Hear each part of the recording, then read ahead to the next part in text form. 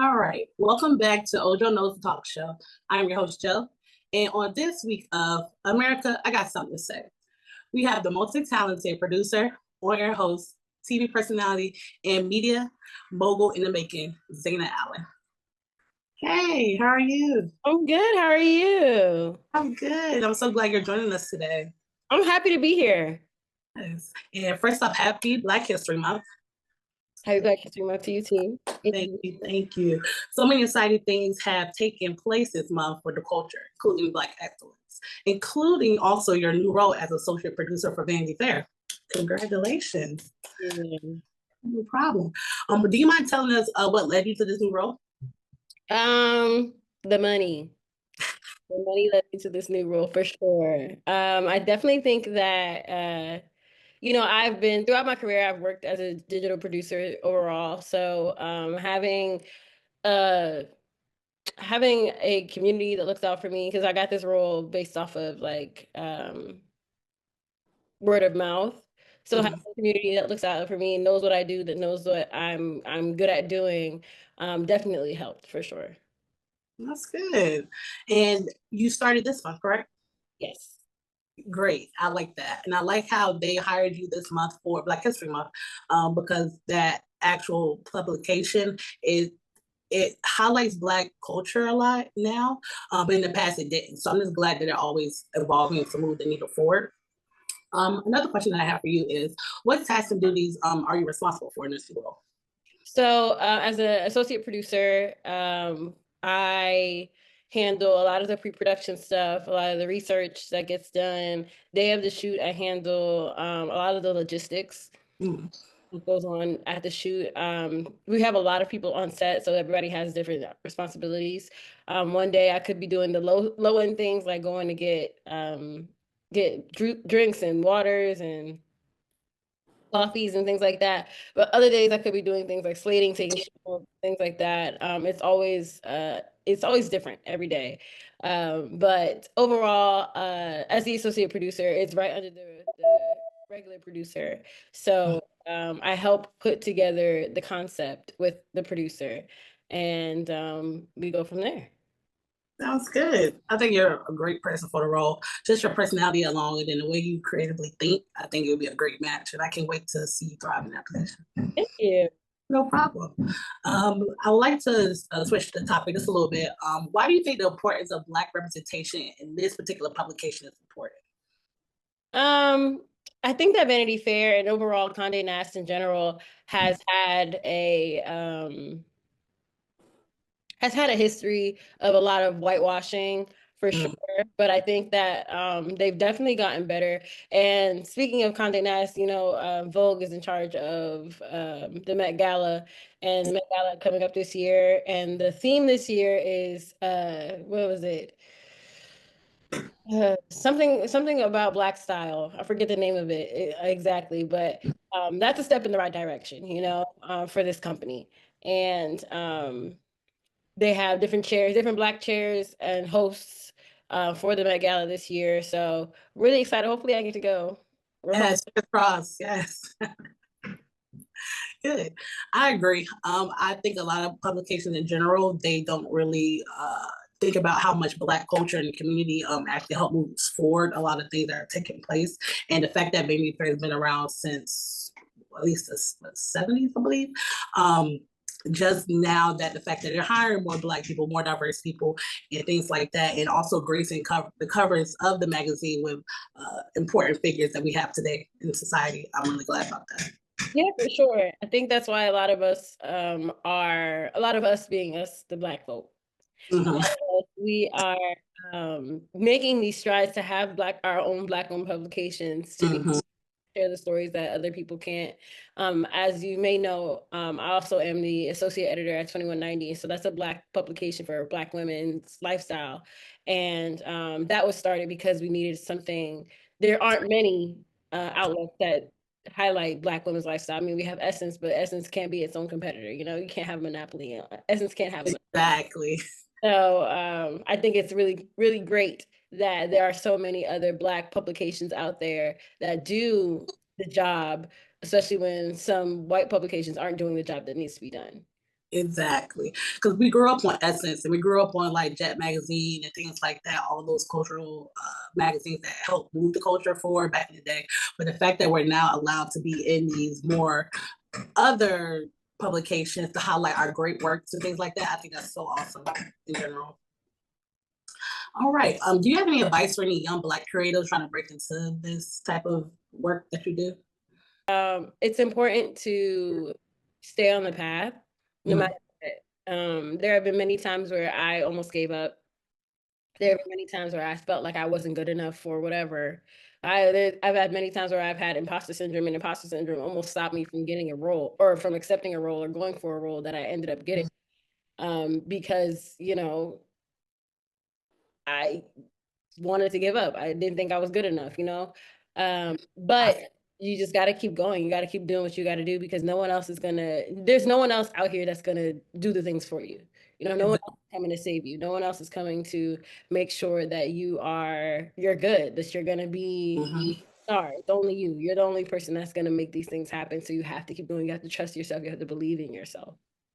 Exactly. And I can agree with that and also have a testimony too. Just a lot of things from my background, I've dealt with a lot of different, just researching and trying to network on my own to break into the industry because it's not easy unless you know someone directly involved in a particular publication or production company or even you have an actor in your family. It's hard sometimes just to break into that industry. It can be different workshops, it can be different programs, but you just have to go for it. And you have to eliminate that imposter syndrome, I believe, because you have the skills and the qualities. Even if you went to school for something else, a lot of these are transferable skills, and you're able to use your personality and the skills that you have to get into any industry I feel like you want. And particularly with journalism, media, and production, we are very, when I say we, I say the Black community, we are very low in numbers, I'll say. So just having more Black creators in that space in general, taking a chance, saying, hey, I want to just try for it anyway. What's the worst that can happen? I think that's a great mindset to have just because we need to be represented because we move the culture forward in so many different areas of life that I think that who else can tell our stories but us, you know what I'm saying? So just getting in that room and being in that area, I think is awesome. Getting in that room is important, and Mhm. making sure that you stand out in that room too. Some people Yeah, say, that if some people get into the rooms and then they don't know what to do, right? It's all about being prepared. You never know when an opportunity is going to come for you or come to you, but you have to be prepared for it. Always stay prepared. Get ready. They say, stay ready, so you don't got to get ready. exactly. All right. Well, now I'd like to play a little game with you. Who has been featured on different covers of Vanity Fair with Black creators, and just did any of these stand out to you in the past, or do any of them stand out to you now? Come Yeah. on, Lena. Yes, Lena Way. In particular, this one stands out to me all the time because he was, I believe she just won her Emmy for that Thanksgiving episode of Masters of None. And then also she, I believe, just maybe 1 year in of creating a shot. So I was so glad that they highlighted her on this magazine because not only does she represent the Black community, but also the LGBTQ community as well. And just saying and showing that you could be a little girl from Chicago, but still be able to get your face out there, do everything you said you want to do. And I actually remember reading this article too. She credited her grandmother for going to her grandmother's house all the time and just watching TV, and that sparked her interest in writing. So things like that, people don't understand. Like it doesn't. You don't have to go to school for every single thing. Of course, education is good and the structure is extremely important, but just having the spark idea of I love watching TV growing up. Boom, let me actually try to write some of the things that I love. And now look at her now. So Yeah, for sure. She definitely, well, first of all, this cover is amazing. She definitely is a role model for so many different people. She's a role model for me as well. There are some things that she's done that I had to be like, hold on, Lena girl, what you doing? you ain't wrong. Lena girl, what you doing? But overall, I really do love that she represents several different groups of people that need to be represented. Yeah. Next up, we have Viola Davis. This one was iconic to me, just off the strength of the way she looks, the hues. And when I did my research, I found out that the photographer who was hired to do this was like the first Black photographer that Vanity Fair commissioned. So I thought that was awesome. Like, just the way it was able to come full circle to have a Black photographer and a Black woman on the cover of Vanity Fair. And she looks great. Like, I love the stylist. I love the blue and the hues and the powerfulness and things like that. You know what's so funny? It's that I love the blue for her. It's funny because I'm a Beyonce stan, and she Mm-hmm. said Black girls don't look good in blue light. And I mean, sometimes she might be right, but this blue light right here, this blue right here, Mm-hmm. ate that up. Exactly. And I think that comes to show like Black photographers, Black creators in general, you being in that room and being able to help with the concept and idea and understand the lighting for our hues and our skin tones, it eats every time. And I'm glad that they did it right. Like, this is something to actually say it was done correctly. Yeah. All right. Next up, we have Lizzo. I particularly love this cover because not only of the outfit it eats, I also love what Lizzo represents. Just a girl who never really fit in, not only just her size, but also like the quirky thing she was always into. And also, I love the fit too because it also reminds me of, remember that Rihanna coat back in the day, the, was it Valentino Like or a heart. heart, the heart joint? Yeah, it was super nice. So this reminds me of that, and I love how, like, oh, okay, if I'm walking past a market or something, and I see this magazine, I'm like, oh, this actually looks really good. Let me see what they talk about. It really grabbed my eye. Yeah, for sure. This is it's the same thing that I said about Lena too. I think Lizzo represents a lot of people. Mm-hmm. There again, and it's again the same thing I said about Lena. Sometimes there's some things about Lizzo. I'm like, girl, what you doing? You ain't, Sometimes, you ain't wrong. You know, we're not perfect. sometimes. Ain't nobody perfect. Nobody's perfect. Nobody's perfect. But you know, there's just sometimes I'll be like, Lizzo girl. Mm-hmm. Now. But I do love this cover. This fit eats, the coat eats. You see this Yeah. coat. It's the Yeah. coat for me. And Oh, these heels. Ooh, I love it. I love it all. all right. Next up, we have Breonna Taylor. I personally love this one as well, off the strength of this came at a time where 2020 was a crazy year, not only with the pandemic, but a lot of social injustices were committed, and a lot of rallies took place. I remember I was in DC at the time and I actually marched in one, and I never thought in my 30 years that I would partake in something like that because we grew up on what happened in the 50s and the 60s and for the civil rights, but the fact that it was in the 2020s, it's like, oh, okay, here we go again. And just being fair, taking the time to even highlight her and her strength and what she represents, I just love it.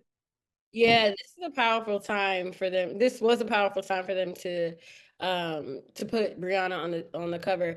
What bothers me sometimes though, I'm not gonna lie, is that people getting posthumous recognition.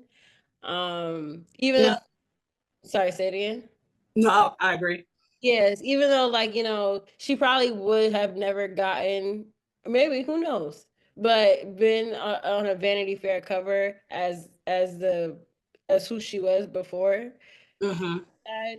But I do love that they wanted to create something to make a statement um Mm-hmm.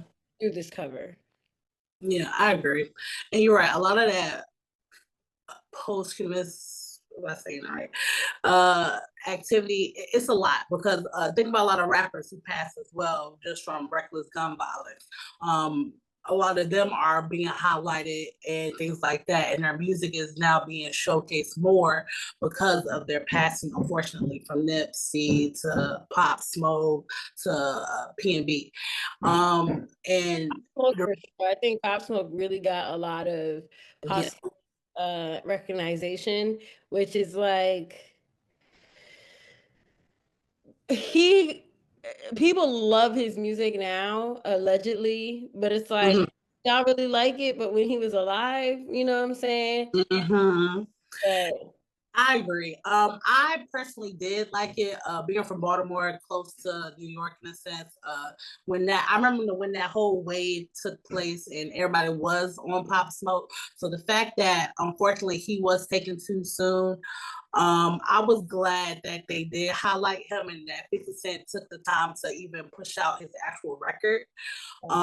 Because I believe it allowed more people to be familiar with this name. You know what I'm saying? He got into more markets and like he became more of a household name. Unfortunately, it took death to help propel that, but I'm still glad that it happened in the sense of they didn't just let him die with, oh, just another rapper slain, you know? yeah. So I agree. well, I do want to say thank you. And that is all the time that we have today for America. I got something to say. I want to thank Zayna Allen for the gems and knowledge that you provided to all of us. Please tell us how we can stay connected.